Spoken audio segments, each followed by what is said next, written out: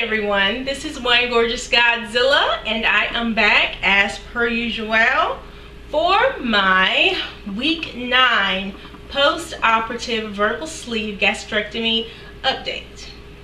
If you may recall, since I mention it in every single video, that I started this journey at my highest recorded weight of 259 pounds on the date of surgery, which was on August 19th, 2013. I weighed 248 pounds. Last week, I registered a weight of 223 pounds. And this week, I actually had a loss of 3 pounds, which brings me to 220 pounds. And I am ever so excited to see that number, because in my most recent memory, the lowest weight I've ever been is 219 pounds, even though I do recall somewhat that I freaked out back in 2005 because I weighed 204 pounds. So we're actually getting into the range of like uncharted territory for, oh goodness, almost 8 years at least. So I am very excited about that, and I am also wondering, is it possible that I may actually get to Wonderland before the end of this year? That would be the most amazing and phenomenal thing ever. Also, I just wanted to give a quick shout out to Samantha, who is having surgery within the next couple of days. Probably by the time she sees this video, she will be a sister of the sleeve. And also to another fellow sister of the sleeve, my favoriteest person, Squaw Princess Linda, who I met in another forum, but I just wanted to welcome her to our family, if you will. Now that we've gotten that out of the way, I want to just delve into the topic that is somewhat near and dear to my heart. Quick quiz. What do raindrops on roses and whiskers on kittens, warm copper kettles, and warm woolen mittens have in common? They're Fräulein Maria's favorite things, according to the song in The Sound of Music. And that is what I am going to be talking about today. My favorite things thus far. No, this is not the poor woman's version of the Oprah show where she gives everything away, but I'm just going to talk about those things that I have found ever so helpful and invaluable along the way. And to facilitate that journey, I have somewhat tried my very best to divide them into categories. And I must also have a word of warning that no one paid me to say these things. These are all items that I bought with my hard-earned money. And if you disagree about them, I encourage you to please let me know if you disagree and why do you do so. I mean, the purpose of this forum or this channel is to actually help facilitate a dialogue between members of the weight loss community, past, present, and future. So if you don't find anything that you want to chime in about today, maybe you'll find something you want to chime in about next week when I do my oh hell to the no products, because I need all the help I can get in trying to figure out how to save money, because I hate throwing it away. So first things first, what is at the top of my favorite things list? It is, bam, my Fitbit. Love this thing. I scored it for the low price of $55 from eBay. But I guess you can get one brand new for $99 at various places throughout the interweb. I'm going to try my best to link some of this stuff to in the comment section below. People always say that on YouTube. I'm going to try to figure out how to do it, but it may take me a couple of days, so bear with me. Why do I like this thing? It does what I thought was impossible. I know I've never talked about my couch, but I love my couch. It is, the call of my couch is like a seductive siren song, especially once it gets cold. In fact, my couch is named Very White because that is how seductive it is. And once I am on it, there ain't no coming back. It's just that simple. However, enter my Fitbit.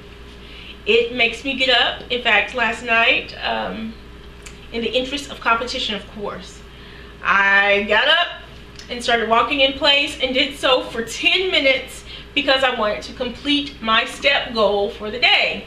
And also I had fallen lower in my ranking of Fitbit friends, who are also members of the Vertical Sleeve family, whether they know it or not. So for me to get up off my couch at 11 o'clock p.m. so I can finish getting my steps in for the day, that's amazing. It calculates how well I sleep. It's an alarm clock. It buzzes when I meet my calorie goal or my calorie burn goal for the day. We have a party and it vibrates and it lights up. It also interfaces with MyFitnessPal. Somehow, I don't know, through the magic of modern technology, of course, it does that. And so it keeps up with what I'm eating, my caloric intake, and it also calculates my, is it called the basal metabolic rate? But it's just the metabolic rate, or the calories that you burn just by like sitting or sleeping or just existing on this planet in a day. So it calculates that, and then it subtracts the calories that you've consumed, you know, from MyFitnessPal without you even having to put it in twice. So I have found that it has made me a much more active person since it's come into my life and enriched it so. So if you have the opportunity to get one, some insurance companies, I guess, give these away for free. I have a Flex. There's one called the One that clips into your bra. So if you aren't one of those that, you know, just aren't dying for this bit of sexy technology, there is a way to monitor your fitness goals without being so obtrusive about it. So that would be item 1, the Fitbit. Item number 2 in the realm of fitness and nutrition is sort of weird, but it is my vitamin B12 shots. Yes, America, the struggle is real, and I struggle daily with consistency.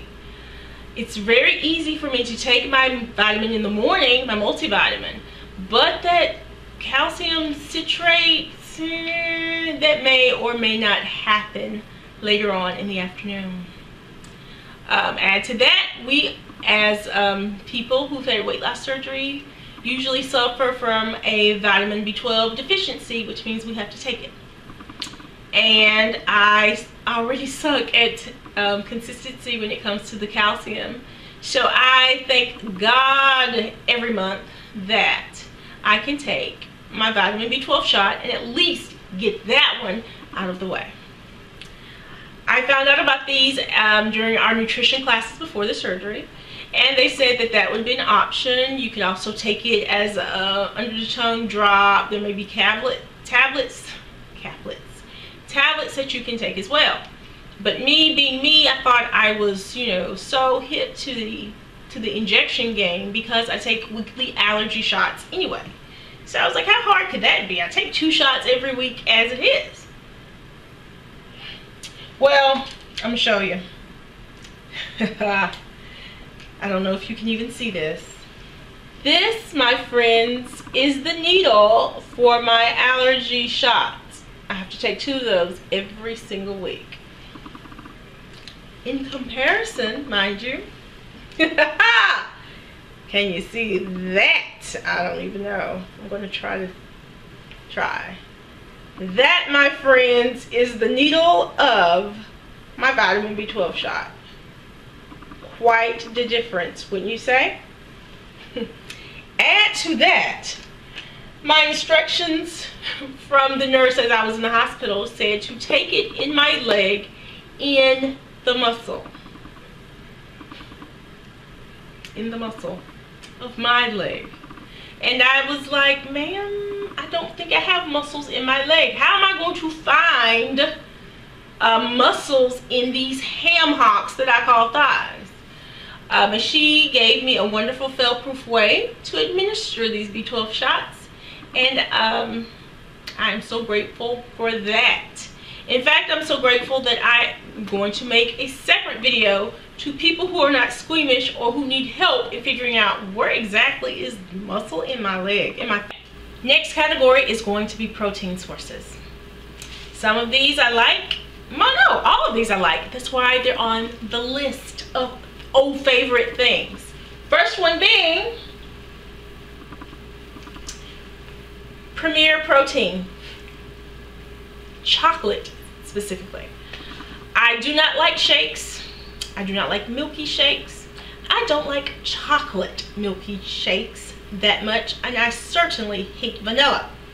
But this thing, this right here is actually rather tasty. I'll give you the stats if in case you're one of those nutritionally oriented people. 1 serving is this entire thing. 100 calories, 3 grams of fat, 5 carbs, 3 grams of fiber, and a whopping 30. Yes, I said 30 grams of protein. This is a hunka chunka protein. And when I am desperate or just tired of what I usually drink, or I'm at work or somewhere where I can't get to my shakes, this thing saves the day like nobody's business. Nobody's business. So I love it. However, I don't like milky shakes. I just said that. So what do you do? One gorgeous Godzilla? I'll tell you. So what do I normally do every day for breakfast? This is my favorite thing. Seriously, this is my second one. I like this so much. Syntrax Nectar Roadside Lemonade. This is darn near my holy grail of protein. I'll give you a quick rundown of the stats. I get a big scoop that's 100 calories, 0 fat, 0 carbs, 0 fiber, 0 sugar, but 24 grams of protein. And I mix it with water because it is lemonade and lemon-licious. And if I'm feeling particularly jazzy, and I oftentimes am, I mix this with 1 little packet of Strawberry Crystal Light, or its generic equivalent. So I can have strawberry lemonade, or the grape and have grapeade, or the fruit punch and have fruit punchade. So I'm able to customize it somewhat, and it's juicy. I like a good juicy shake. Something, yeah, not milky. And the second favorite would be the same thing, but in the fuzzy navel. A lot of people really like this one. I am partial to my lemonade, but this one isn't so bad. I'm still on my first container, but we are like down to the last 4th of it. And finishing out the, I don't know, the final 4 for liquid protein, I have, and we may probably fight about this one, but it is the Isopure 0 carb ready to drink beverage. And this one was icy orange. Wasn't very tasty, but I typically buy this one in apple melon or coconut, and I hate coconut, but it kind of reminds me of a coconut water. And I usually drink only half a bottle of this at a time because it has a weird consistency. It's not, it doesn't, it's clear like water or Gatorade or something, but it has, it's a viscosity that's thicker. I don't even know how else to explain that. It's just thicker than water. Not abnormally so, I've just become accustomed to it, but I drink a bottle of this at a time because the entire bottle has 40 grams of protein, so half a bottle is 20, quick grams of protein, no carbs, and half a bottle is 80 calories, and if you drink the whole thing, 160 calories. So not so bad, and it packs a lot of protein in there. So this is one of those things that I like too, especially in the summertime. Who wants a shake? I guess a lot of people do, but I just like liquidy things. So a lot of people don't like these. I personally do. We have finished our roundup of my favorite liquid protein sources. I'm going to touch briefly upon my favorite solid sources of protein, with the first one being this, the Power Crunch Protein Energy Bar.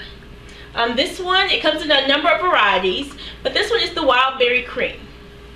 I don't know if you guys follow K-Star. Hopefully you do. Adorbs. If you don't follow her already, you really should check her out. It's the letter K and the word star, and bam, she should pop up. But she recommended these because she was not a fan of my number 2 favorite source of protein that is a bar, and that is the Quest bar. And yes, I had to say it just like that, Quest bar.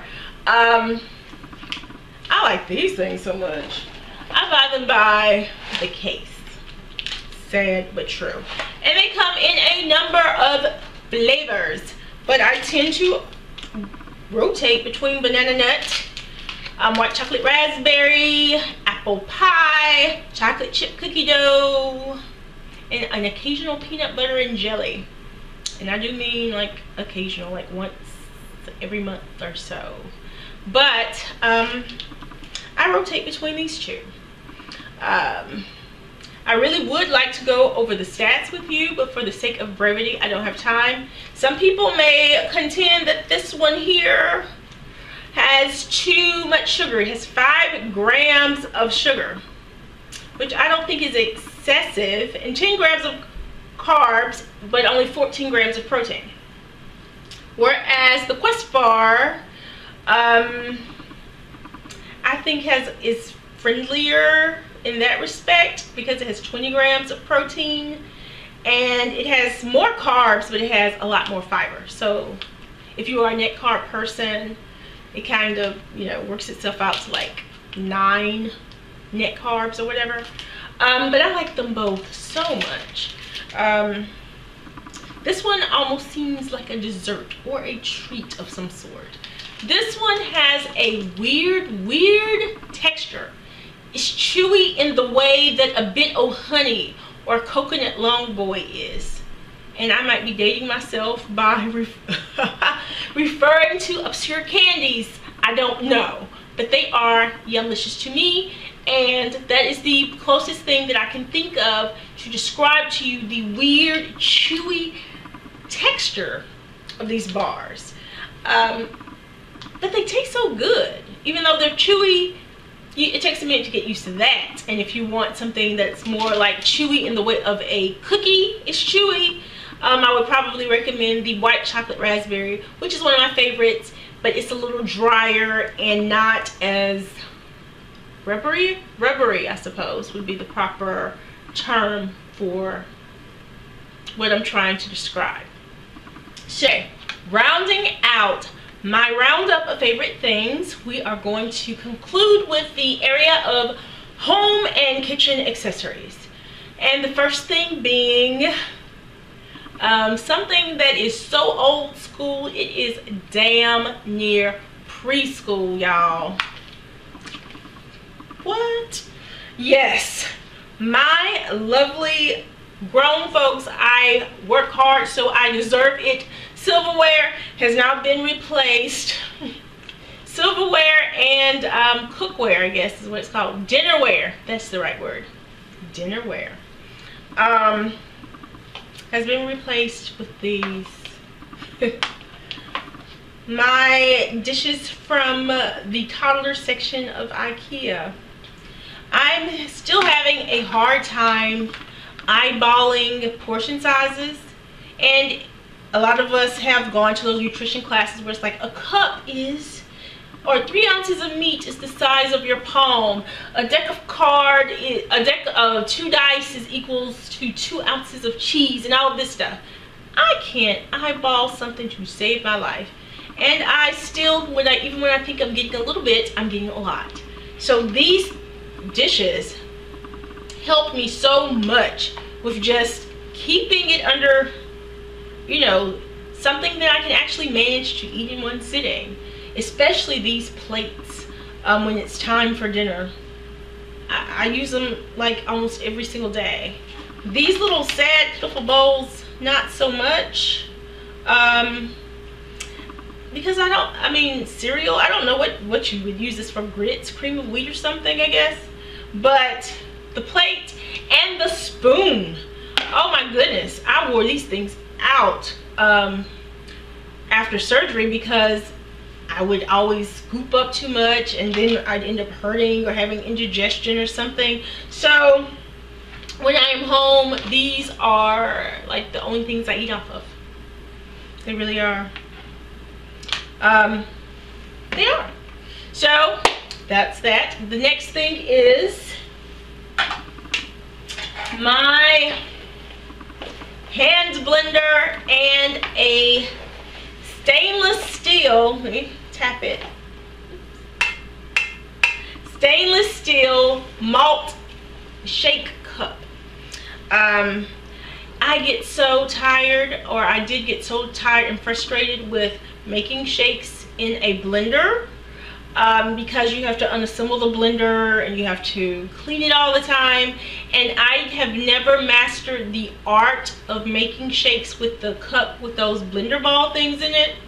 So this has been my happy medium, and I really do love it, and it is now my preferred method of preparing shakes because this is portable. I have 2 of these. This is my travel one because it's already boxed up and ready to go.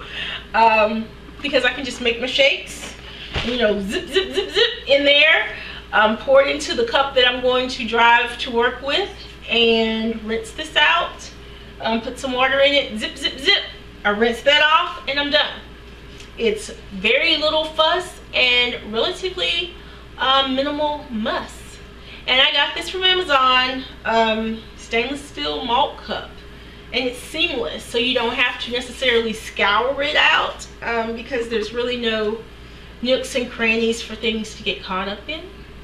But I am a woman that doesn't have time for much of anything, so I'm so glad that this cup and my hand blender are a part of my life. Really, I am. What's done is this, my mini crock pot. Mini crock pot. You can find them in many places by a variety of manufacturers. For the sake of talking about it, I'm just going to leave it here for a little while, and I'm about to put it back down. But I like my mini crock pot because I am one of those people who love to make roasts and red beans and rice and chilies and stews and soups. And it has been very hard for me to do so after the surgery because my crock pot is like 5 quarts and I live alone. So who is this? My muffin tins. This is my mini one. This is the regular one. And I use these in a variety of ways. The mini one I use to make little breakfast frittatas. I don't even know what else to call them. This one is my my worker, I guess, because I use these all the time too. I make mini meatloaves. You know, get the beef and make it like you would, you know, your nutritious meatloaf, and you just put a little bit in each one, and you bake them. And that way you have bariatric sized meatloaves. Also, these are good for making lasagna cupcakes with wonton wrappers in lieu of lasagna noodles. And you can just layer it with the noodles, the cheese, and everything until you have these little tiny lasagnas, which also freeze beautifully. So when you're home alone or you don't feel like cooking, you can just go to the freezer, pull out 1 or 2 of your lasagna cupcakes, reheat them, put a little sauce on them, and you are done. And speaking of done, so am I. That's it. But stay tuned next week because I'm dressing up for Halloween. What? And we are going to discuss my oh hell to the no products. But until then, I'm just going to say goodbye for now, and I hope everybody has a good week. Bye.